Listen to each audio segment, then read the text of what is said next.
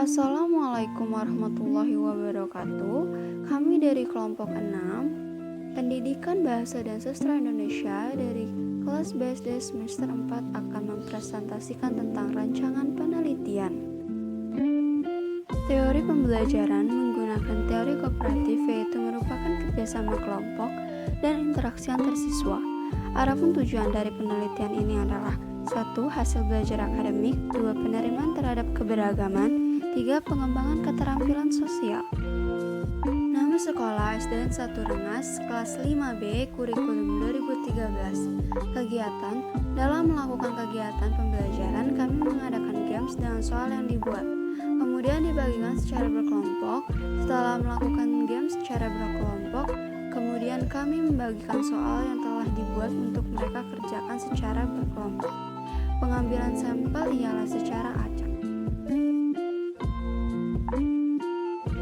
Manfaat pembelajaran kooperatif ialah 1. Menghilangkan sifat egois, 2. Memelihara hubungan saling membutuhkan, 3. Dapat mengenal sifat satu sama lain, 4. Meningkatkan rasa saling percaya.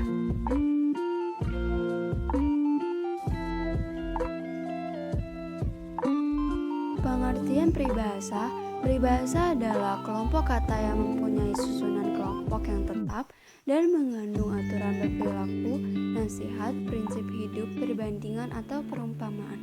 Menurut KBBI, peribahasa adalah kelompok kata atau kalimat yang tetap susunannya. Biasanya mengiaskan maksud tertentu. Dalam peribahasa termasuk juga bidal, ungkapan, dan perumpamaan. Fungsi peribahasa: 1. Memberikan nasihat, 2. Pengamatan terhadap dunia dan keadaan, 3. Sebagai tanda identitas bicara suatu kaum, serta memperindah bahasa cakap. Ciri-ciri peribahasa: 1. Struktur susunannya tetap yang memiliki arti kata-kata yang dalam peribahasa sudah pasti dan tidak dapat diubah. 2. Biasanya digunakan untuk menyindir atau memperindah bahasa. 3. Kata-kata yang dipakai teratur dan mempunyai makna. 4. Dibuat atau diciptakan berdasarkan pandangan dan perbandingan yang sangat teliti terhadap alam dan peristiwa yang terjadi di dalam masyarakat. 5. Peribahasa dibentuk dengan ikatan bahasa yang padat dan indah sehingga akan melekat di masyarakat hingga turun-temurun. Jenis-jenis peribahasa.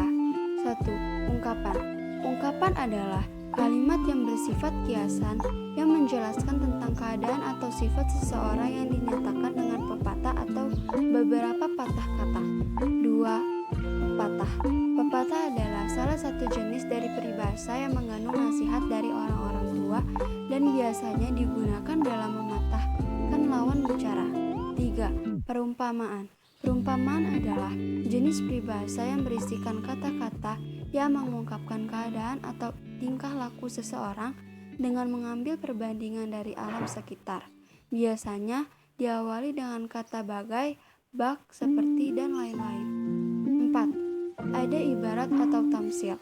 Ibarat atau tamsil adalah jenis peribahasa yang berupa kalimat kiasan yang sering menggunakan kata ibarat yang tujuannya untuk membandingkan suatu perkara atau hal. 5. Semboyan. Semboyan adalah kumpulan kata, kalimat, atau frasa yang digunakan sebagai prinsip atau pedoman.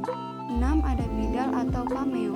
Bidal atau pameo adalah jenis peribahasa yang terkandung di dalamnya berupa sindiran, ejekan, dan juga peringatan.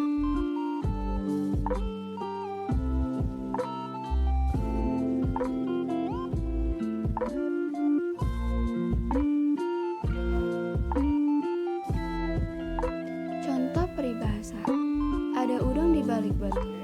Artinya, ada suatu maksud tersembunyi. Ada gula, ada semut. Di mana ada kesenangan, di situ banyak orang datang. Bagai air di atas daun talas. Orang yang tidak punya pendirian selalu berubah-ubah. Tong kosong nyaring bunyinya. Orang bodoh biasanya banyak bicaranya. Seperti katak dalam tempurung. Orang yang tidak banyak pengetahuan. Besar pasak daripada tiang. Banyak pengeluaran daripada pemasukan. Berat sama dipikul, ringan sama dijinjing, bersama-sama dalam suka dan duka. Pengertian kata bentukan. Kata bentukan menurut KBBI adalah hasil perbuatan atau membentuk sesuatu yang sudah dibentuk. Dalam bahasa Indonesia, secara umum bentuk kata itu terdiri atas dua macam, yaitu kata dasar dan kata bentukan. Kata dasar merupakan suatu kata yang utuh dan belum mendapat imbuhan. Kata bentukan merupakan kata yang sudah dibentuk dari kata dasar dengan menambahkan imbuhan tertentu. Sekian penjelasan dari kami. Wabillahi taufiq wal hidayah. Wassalamualaikum warahmatullahi wabarakatuh.